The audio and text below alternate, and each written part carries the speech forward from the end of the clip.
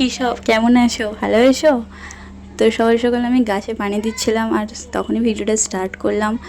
তো আমি পানি দেওয়ার পরে গাছগুলোকে যখন দেখছিলাম খেয়াল করলাম যে এই বরবটি কড়াই গাছটা অনেকটা ডিস্টার্ব করছে, শুধু জঙ্গল হয়ে আছে, কোনো কাজের না। তাই জন্যে আমি কেটে ফেলে দিলাম। দেখো তখন তার কেটে দেওয়ার পরে কতটা পরিষ্কার লাগছে, কতটা সাফ লাগছে।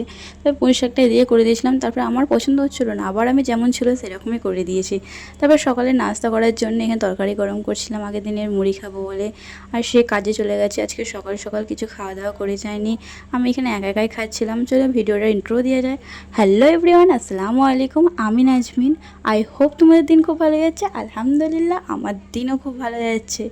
তো তারপরে মুড়ি খাওয়ার পরে আমি রান্না বান্না সব জোগাড় করছিলাম। আর আজকে রেসিপিতে হয়েছিল পুরো হালকা পাতলা পুঁই শাক দিয়ে, ডাল দিয়ে, আর হয়েছিল করলা আলু ভাজা। জানো তো করলা রেখে দিলে আমার হলদে হয়ে যায়, পেকে যায়। জানি না এটা সবার সাথে হয় কি না, আমার সাথে সবসময়ই হয়। তাই জন্য আমি নিয়ে এলে আমি খুব তাড়াতাড়ি খেয়ে নেওয়ার চেষ্টা করি। তো এখানে রান্নাবান্না করতে করতে আমার আম খেতে ইচ্ছা করছিল, তো আমি আম কেটে খাচ্ছিলাম। আর আম জানো তো সে খায় না, সে একদমই আম খেতে চায় না। তাই জন্যে আমিই খাই, আমার জন্যই নিয়ে আসি, কারণ ওটা হচ্ছে আমার সবথেকে ফেভারিট জিনিস, আমি খুব পছন্দ করি। আমি এর আগেও অনেকগুলো ভিডিওতে বলেছি, যারা হয়তো প্রথম থেকে ভিডিও দেখে আমার তারা জানতে পারবে। তারপরে গোসল ফোসল করে একটু ঢং ফং করে নিয়েছিলাম আয়নাতে, যেটা তোমরা দেখছো।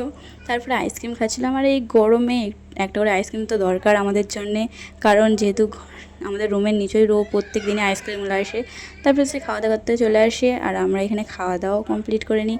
জানো তো এখন আমাকে আর কোনো ভারী বা কোনো হাবিজাবি কিছু খেতে ইচ্ছা করে না, যেমন মনে হয় যে হালকা পাতলা সব কিছু খাবো, এই জিনিসটায় শরীর ভালো থাকে। আর আমার শরীর এখন অনেকটা খারাপ চলছে, তাই জন্যে আমি এখন শরীর সুস্থ রাখার জন্য এখন সব হালকা পাতলা খাওয়া দাওয়া করছি।